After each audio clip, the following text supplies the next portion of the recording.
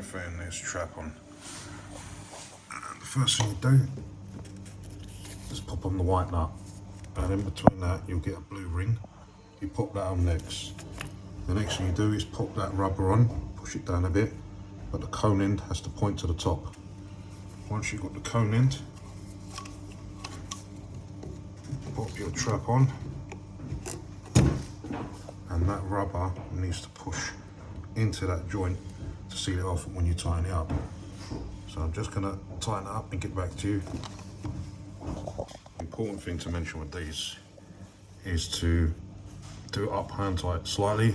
Do not cross thread it. Go nice and easy.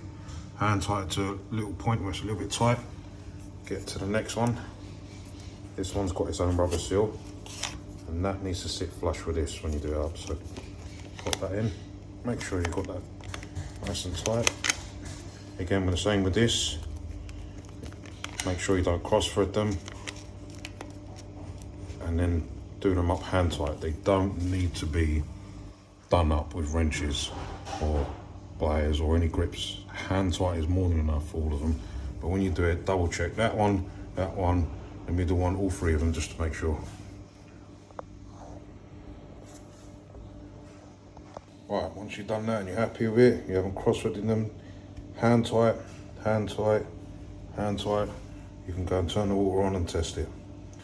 And then you're going to check it for any leaks from this point, this point, this point, and that point.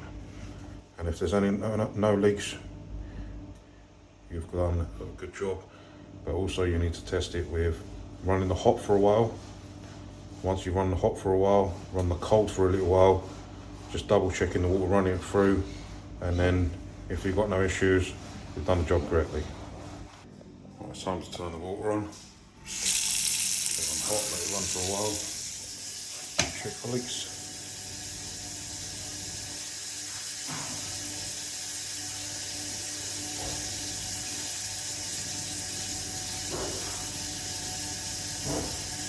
Now, let's run it on the cold.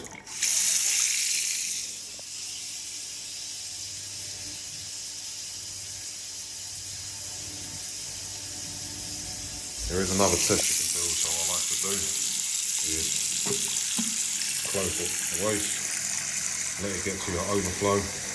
Once your water flows and it goes in the overflow, it's going to send a lot of water gushing down, and you'll know if there's any leaks at all. If there's any leaks, just double check it and reset it again.